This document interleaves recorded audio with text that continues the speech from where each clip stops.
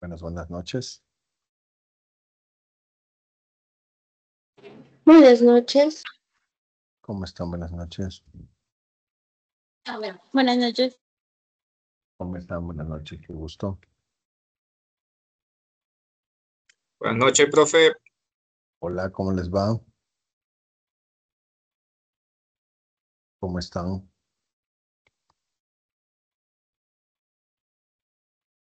Ahí un poco atareado, profe, pero ahí vamos. Sí, me imaginaba. A ver, vamos a tomarnos unos minutitos para el tema justo que acabas de mencionar de atareados. Yo me parece que les socialicé o no, corríjame, porque al igual que ustedes tienen un montón de tareas, un montón de grupos, un montón de entregables, igual no son mis únicos estudiantes y igual lo mismo para los otros profesores. Entonces, por lo tanto, nosotros tenemos también un montón de trabajos que revisar, de directrices de las SF2. Entonces, con este pequeño antecedente, quería preguntarles si es que ya les expliqué el contenido de su ensayo. Ensayo. De la SF2. ¿No? No sé, ¿no? No, magíster. Ya, a ver, esto es importante, por eso me estoy robando unos 5 o 7 minutos de esta aula. A ver, cada docente tiene, pues, como ustedes mejor saben, cada docente tiene un grupo tutoriado. Entonces yo tengo mis grupos, mis estudiantes tutoriados, ¿ya? Pero lo voy a decir y está grabándose esto, pero es importante. Racita, ¿qué creen que voy a estar hoy en un evento que me invitaron el equipo de Barbas?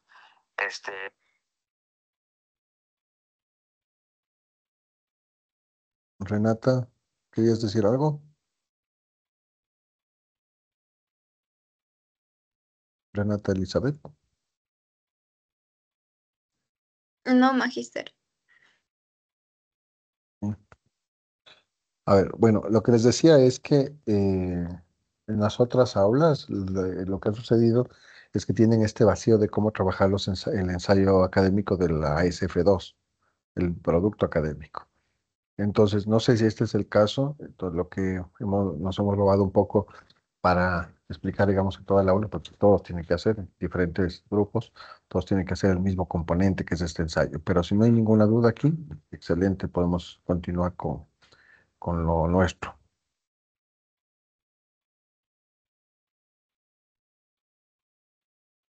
Magíster, buenas noches. A mí sí me gustaría que nos dé como una breve enseñanza de lo que sería el producto. Ya, gracias. Miguel, ¿quién habló? Yo, Macbiel. Ah, Magdiel, perdón. Magdiel, gracias. Karina,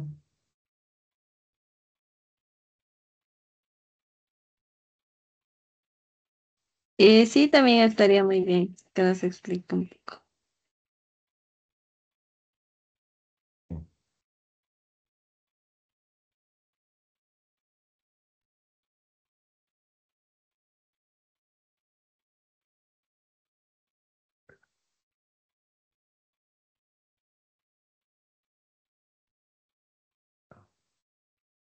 esto es lenguaje corporal.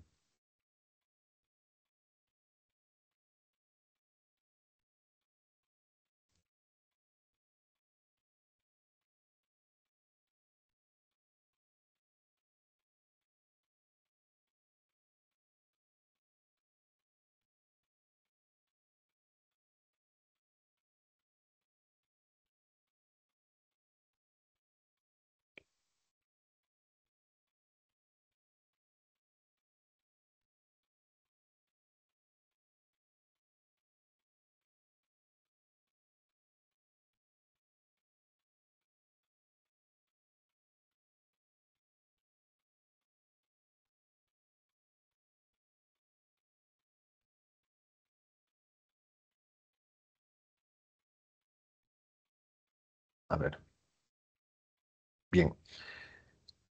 Ustedes tienen un propósito, ¿no? Es que empiecen, ya han de haber empezado seguramente la redacción del ensayo, eh, para que las próximas semanas puedan tener, digamos, el tiempo para elaborar el video. Entonces, el ensayo es la base conceptual y analítica para ese video que viene. Entonces, ustedes tienen que entregar un documento. ¿Cuál es el documento? Uno, el documento debe tener un título. Yo lo que les he dicho en mis tutoriales es que el título debe ser un título creativo que logre captar la atención y que a su vez invite a la lectura. Entonces, yo, por ejemplo, digo, en el caso del tema de los dólares, discursos y destinos, es decir, la dolarización en Ecuador bajo la lupa mediática y social, ¿no? Ustedes pueden ver, digamos, ahí cualquier título creativo. El índice les recomiendo que hagan al final con una tabla de contenidos en Word, que a estas alturas del partido eh, las puedo mandar incluso un video tutorial, pero es bastante sencillo utilizar las tablas de contenidos en YouTube. Encontrar como un pequeño tutorial para hacerlo en Word. Ahora bien, el corpus del documento sí es lo que me parece que es importante que ustedes lo conozcan. Mi propuesta es que ustedes eh, tengan una introducción y en esa introducción presenten el tema de la dolarización en Ecuador y en esa introducción incluyan un análisis crítico y reflexivo sobre la historia de la dolarización, la construcción mediática que se dio en torno a la dolarización y cuál es la situación actual. Cuando hablo de la situación actual, anoten por favor esto, no solo es una charla, sino como una sugerencia. Busquen, hay un grupo de interés que se llama el Observatorio de la Dolarización. Hay un libro, no sé si les pasé un texto sobre la dolarización a ustedes. Ok. ¿Alguien puede ponerme No, profe. un... No escuché, ahorita se cortó.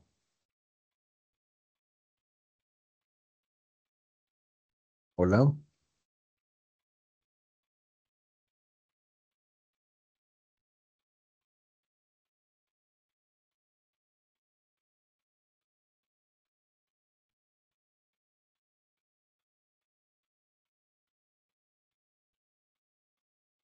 Voy a cambiar. Ah, no, este es el viernes. Por eso es que me confundo. Corporal. Este es el viernes. Vamos a cambiarlo. Este viernes P2. Acá. Vamos de vuelta. Ya.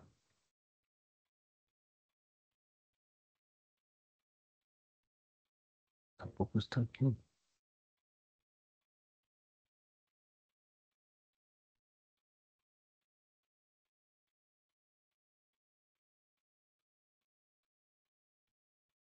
Eh,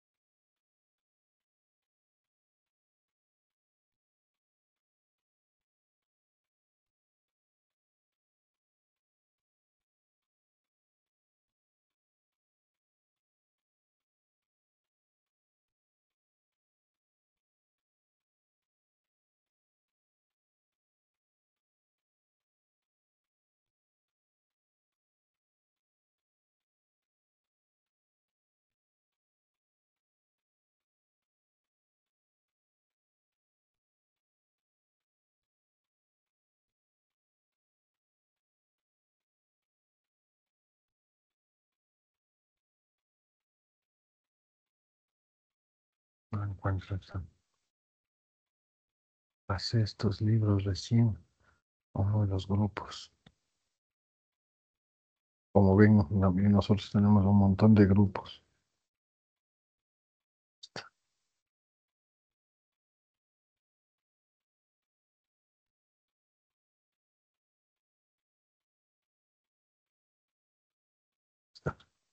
A ver, déjenme ver algunas que le he pasado. Un segundo. Yo no quiero ver esto. Pero bueno. Claro, Fabricio está en este grupo, en esta aula, ¿no es cierto?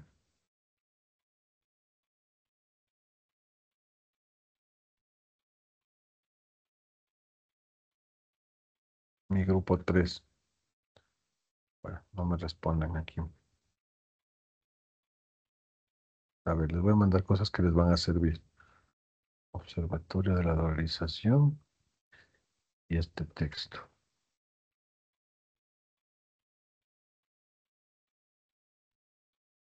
Ya, ahorita les llegó.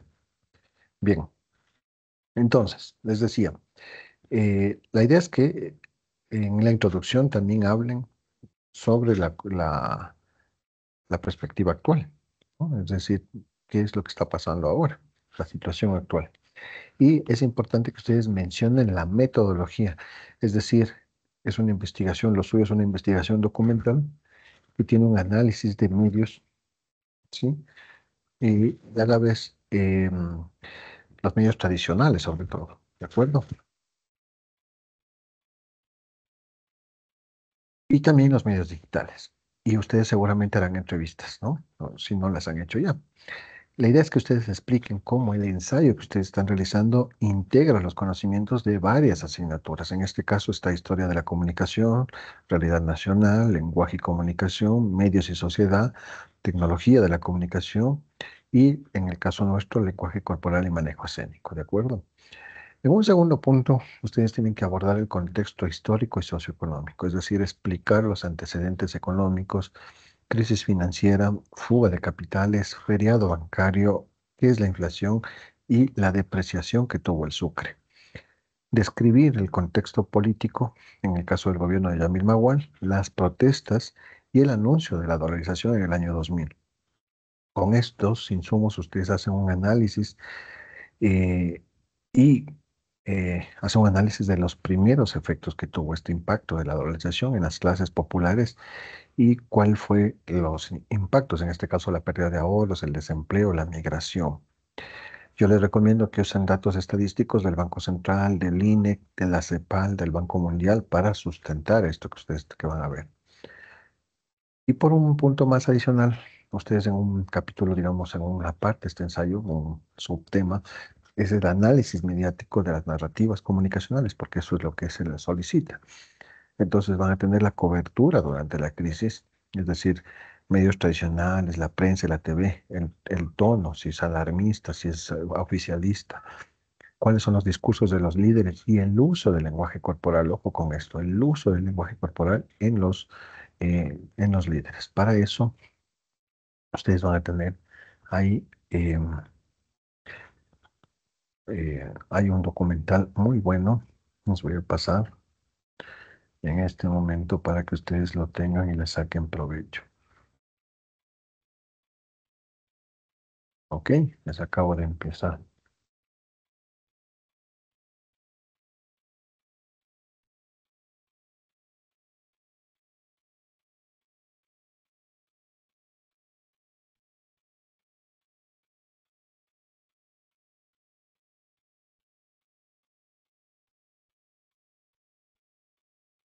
Ok, y por un lado las narrativas actuales, que también es un componente que se les pide, es decir, el contraste de los medios tradicionales versus los digitales, es decir, hacemos una contraposición. ¿Cuál es la influencia de las redes sociales, de los hashtags, de los influencers y de los periodistas independientes? Entonces, ahí vamos a utilizar herramientas semióticas, el modelo de sentido, las funciones del lenguaje. Y en un punto 6 el rol de los medios en la percepción social y política. Entonces, ahí en ese punto, ustedes analizan si los medios legitimaron la dolarización o fomentaron un debate crítico. Y vamos a vincular con las teorías. Ustedes seguramente vieron la agenda settings, están viendo la agenda settings, la teoría del framing, del encuadre que se denomina, y apostarle por una reflexión sobre el impacto en la memoria colectiva y la identidad. ¿De acuerdo? Y por otro punto van a ver el impacto socioeconómico actual. ¿De acuerdo? ¿Cuáles son los efectos económicos? ¿Cuáles son los efectos sociales? Y ahí es donde entran también las entrevistas, es decir, ustedes van ahí a incluir los testimonios. ¿De acuerdo? Y para finalizar van a hacer las conclusiones, es decir, ahí resumen los hallazgos, la reflexión crítica y qué papel jugaron los medios, las recomendaciones y las posibles líneas futuras de investigación. No se olviden que tienen que añadir todo lo que implica las referencias APA. ¿De acuerdo?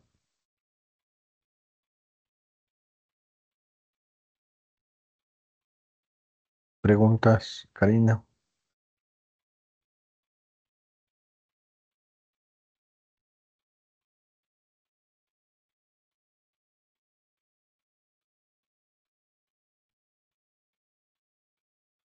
No,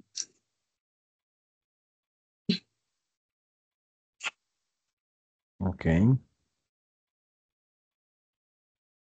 bien, me parece excelente. ¿Alguien más?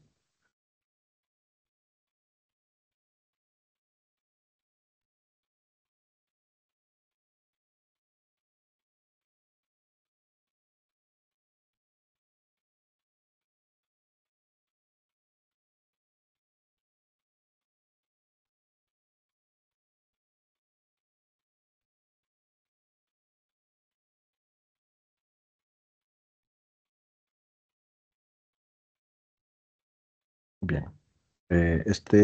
Fanny me parece que ya levantó la mano. Sí, Magister, buenas noches. Le quería hacer una consulta. Por ejemplo, nosotros ya vamos a la modalidad. ¿Cuántos docentes de evaluadores van a haber en, o sea, o van a estar los 5 docentes de la materia? No, evidentemente va a haber, me parece que son 3, máximo 4 docentes. El número todavía no está tan definido, pero entre 3 y 4 docentes, no son más.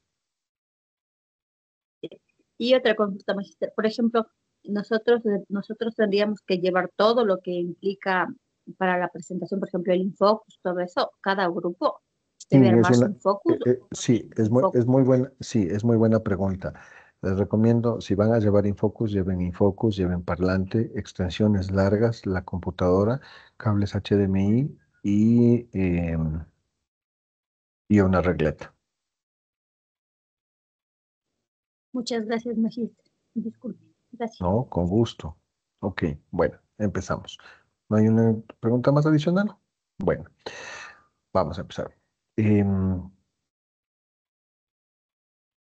Primero, la pregunta es, o más bien dicho, la apuesta en este momento es pensar en el escenario. Estamos compartiendo pantalla, déjenme ver. ¿No?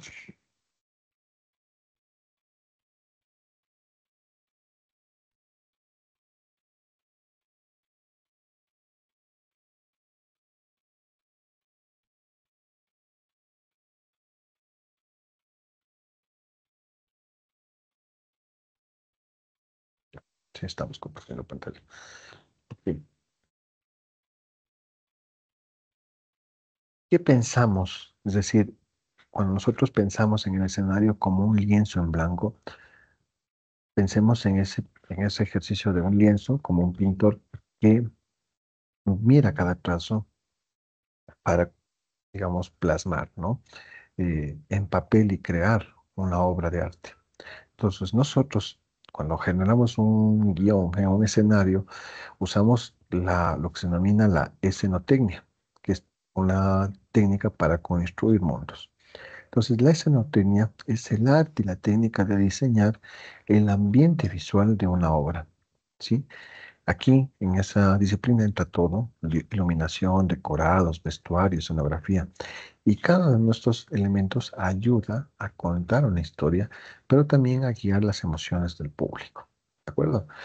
Y por otro lado está la composición espacial, es decir, es la forma en que nosotros nos organizamos. Ahora vamos a pasar a la siguiente lámina. Es cómo nos organizamos y cómo organizamos esos elementos dentro del espacio escénico. Es decir, no se trata solo de colocar a los personajes o a los objetos donde quepan, o donde nos dé la gana, por utilizar el término, sino de crear una suerte de armonía, de tensión, de movimiento y con ese movimiento dar significaciones, ¿de acuerdo? Entonces la composición define cómo se percibe la escena, cómo fluye la energía y hacia dónde dirigimos la mirada del espectador. Entonces, lo que hoy vamos a descubrir en estos pocos minutos es cómo la danza no solo se mueve, sino que ocupa y transforma, y cuando hablamos de la danza hablamos de toda la escenografía, ocupa y transforma el espacio. Y este viaje nos va a ayudar a entender cómo la técnica y el arte se fusionan para crear magia en el escenario. ¿De acuerdo? Bien, entonces, ahora que nosotros ya entendemos la importancia de la escenotecnia y la composición espacial, nosotros vamos a profundizar en la composición que se denomina la composición pictórica. La composición pictórica se refiere a cómo se organizan visualmente los elementos en una imagen o una escena. Ese concepto, aunque viene del mundo de la pintura, viene de las artes visuales, es totalmente aplicable a la comunicación no verbal en el caso de los escenarios y de la danza. Entonces, en el primer peldaño tenemos el equilibrio, es decir, el equilibrio logra que cuando los elementos están distribuidos de manera armónica, generan pues, lo que se denomina el equilibrio. Es decir, en la danza esto significa que no todo el peso es visual, sino que recae en un solo lado. Es decir, la escena se siente balanceada y agradable a la vista. Luego nosotros tenemos algo que se denomina el contraste. Con contraste tenemos que consiste en oponer elementos para crear interés. Por ejemplo, podemos contrastar movimientos rápidos con movimientos lentos, posiciones altas con posiciones bajas, luces cálidas con luces frías. Entonces, este principio rompe la monotonía y mantiene la atención y la atención en el espectador. Y por otro lado tenemos el ritmo. El ritmo es fundamental porque ayuda a crear un flujo visual. Entonces, a través de la repetición de ciertos movimientos, de ciertos elementos, nosotros vamos a generar un sentido de continuidad que guía la mirada y el ánimo del público. Y finalmente tenemos lo que se denominan las líneas. Estas líneas son las que dirigen la vista del espectador. Por ejemplo, un brazo extendido, una figura diagonal, una orientación de la luz, pueden llevarnos al espectador a mirar hacia un punto específico. ¿De acuerdo? Entonces, en la composición pictórica, no solo que vamos a embellecer, sino que también vamos a comunicar. Y cuando comunicamos, emocionamos y organizamos una experiencia visual del público hacia la obra. ¿De acuerdo? Bien. Entonces, en esta pirámide vamos a ver lo que se denomina el prisma escénico, es decir, cómo se transforma la composición de manera bidimensional. Y después de hablar nosotros de composición pictórica, que normalmente la conocemos como bidimensional, pasamos a un concepto clave que es el prisma escénico. El prisma escénico a nosotros nos permite llevar la composición del plano bidimensional a la tridimensionalidad. Es como, un ejemplo sería como un lienzo que se vuelve un espacio real con profundidad y con volumen en el que nosotros vamos a poder movernos y podemos habitarlo. Entonces tenemos un eje que es un eje vertical que se refiere a la altura y a la profundidad. Esto, si quieres verlo así, desde una perspectiva, es un plano cartesiano, ¿no? Plano cartesiano que está dividido a través del eje vertical y el eje horizontal. Entonces, el eje vertical se ve cuando un bailarín, por ejemplo, o alguien en escena salta y cuando un escenario tiene diferentes niveles o cuando usamos elementos suspendidos. Este eje nos da la sensación de una elevación y una caída de ligereza, ¿de acuerdo? Y por otro lado está el eje horizontal, que abarca el ancho de la profundidad. Y aquí nosotros pensamos en cómo se mueven los intérpretes de un lado al otro, y cómo se distribuyen los objetos y cómo se crean panoramas amplios y panoramas más íntimos. ¿De acuerdo?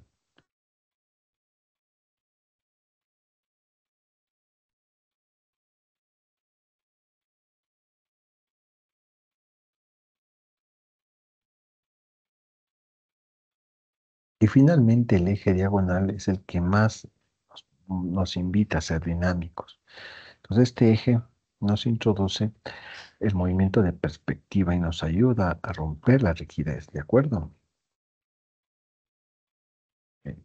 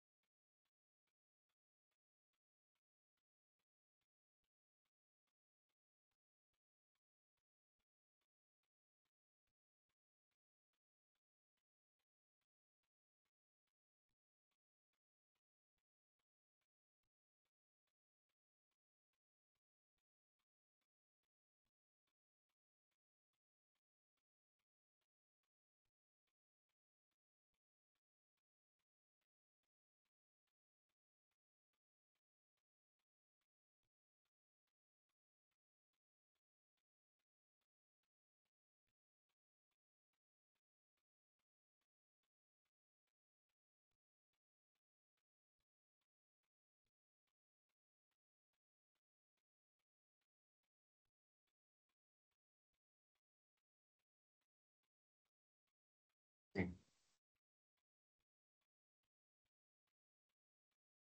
Entonces decíamos que esta técnica permite diseñar un ambiente visual de una obra. Y este componente abarca la iluminación, los decorados, el vestuario y la escenografía. ¿De acuerdo? Cada uno de estos elementos están pensados precisamente para contar una historia, para guiar las emociones del público. Y por otro lado, la composición espacial es la forma en que organizamos todos estos elementos en el espacio escénico. Entonces, no solo se trata de colocar al espacio.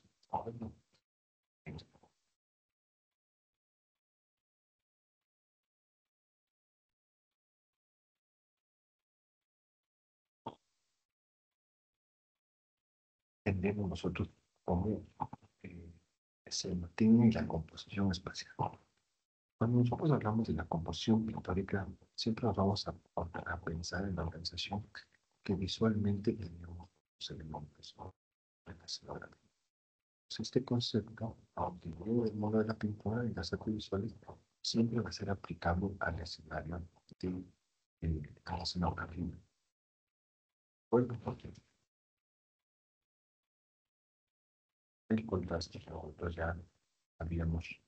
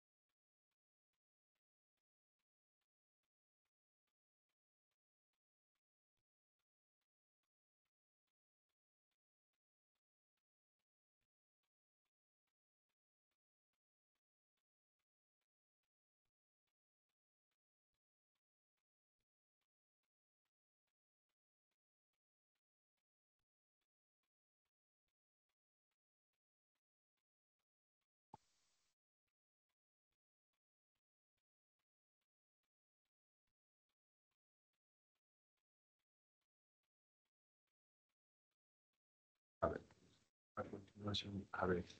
Buenas familia, bienvenidos y bienvenidas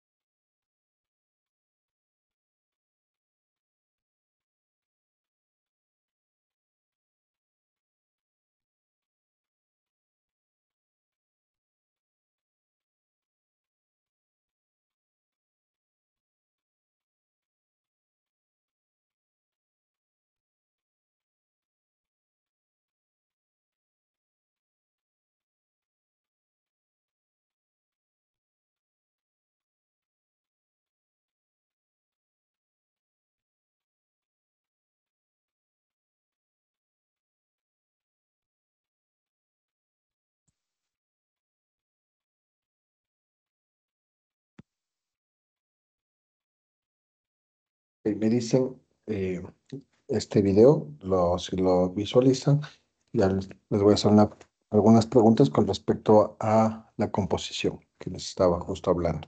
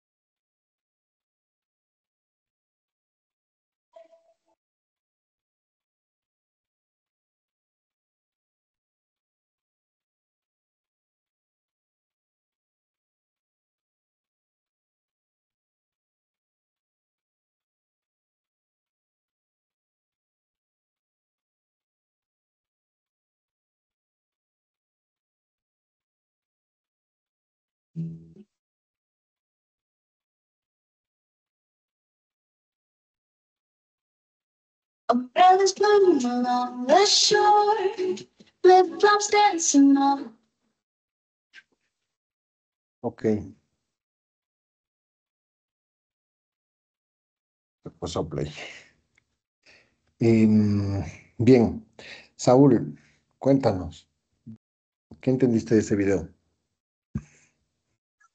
Bueno, entendí, en mi perspectiva, lo que vi también fue una persona tratando de copiar movimientos de la otra, aplicando proxémica a su distancia Ujú, y tratando de imitar el movimiento y viendo cómo eran sus movimientos. correcto. Bien, súper bien. Jonathan, Sí me escucha, profe. Sí me escucha. la misma pregunta. Ya. Ya, lo que yo pude entender fue que aparte de lo que dijo el compañero de estar copiando sus movimientos, también dar su lugar, como mismo el título decía, de su tiempo y espacio, lo que da contexto a la semiótica. Y también un poco, como dijo el compañero, la proxémica, de dar su propio espacio más personal y la otra chica intentándole copiar sus movimientos. Ujú, correcto, claro, bien. Si se dieron cuenta, y de hecho, cuando ustedes hablan de prosémica, justamente es eso, ¿no? Es decir, cómo el espacio en esa coreografía no solo es, digamos, esa área física que vimos, donde se mueven estas dos personas, la una le intenta seguir, digamos, copiar, sino que a la vez se expresa, es decir, ahí hay un ejercicio de expresión en términos de quién está llevando, digamos, la comunicación y quién está replicando, ¿no? Entonces hay esos dos niveles, ¿no? Y también cómo en el ejercicio, digamos, de todo el escenario, cuál es el escenario que ocupan, ¿no? Es decir, cómo están ellos utilizando el espacio, ¿no? Que es justamente lo que acabas de decir, la proximidad y la distancia.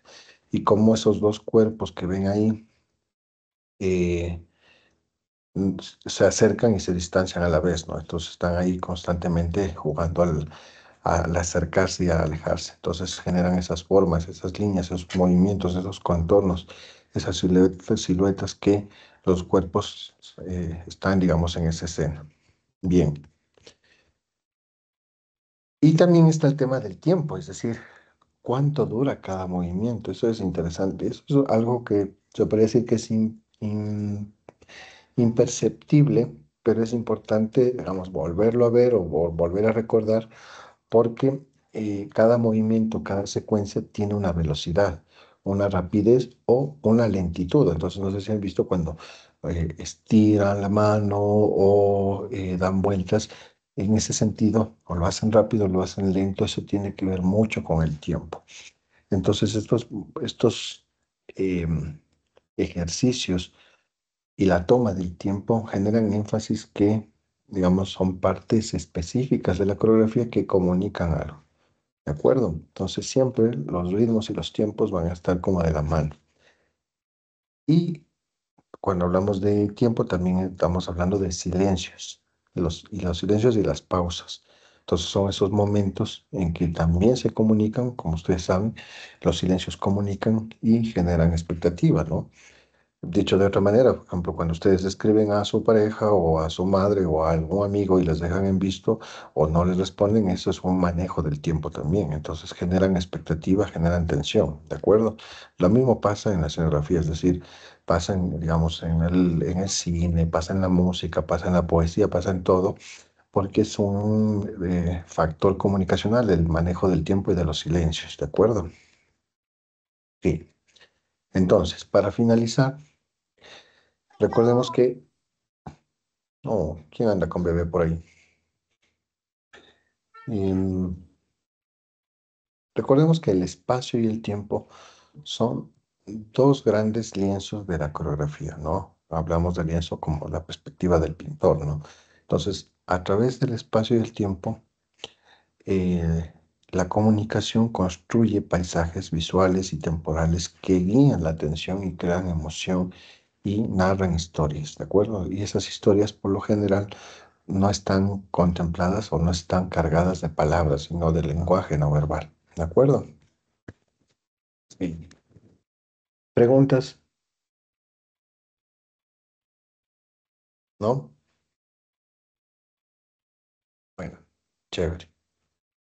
Listo, entonces. Nos vemos en la siguiente clase. Muchas gracias por asistir. Magister, Gracias. Magister, disculpe, tal vez me puede dar un minutito cuando termine la clase y los compañeros salgan, por favor. Sobre la SF2, No, no, Magister, no es sobre la SF2. ya, ok. Melanie, no, Mayreidi, Gracias, Magister. Hasta mañana. Hasta el listo, lunes. listo. Steffi, te conectas en 5 minutos, por favor.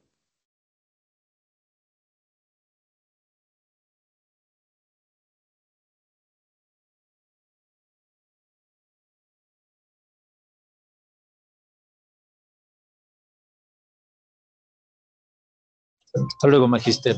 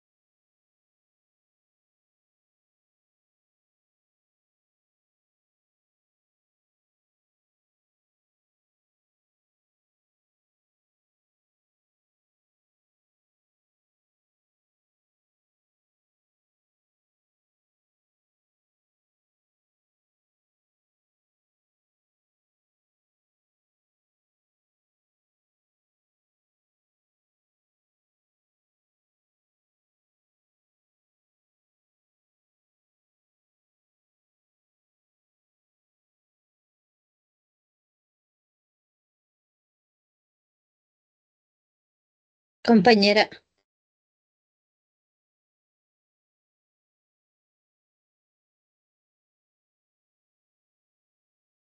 ¿Conmigo o con quién? sí, porque usted es la única que está conmigo. El profe ya se retiró, no sé si va a regresar.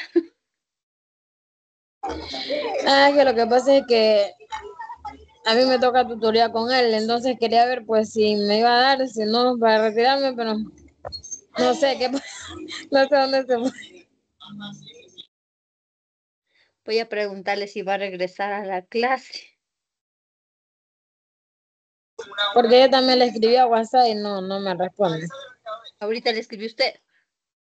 Por eso estoy esperando, pues.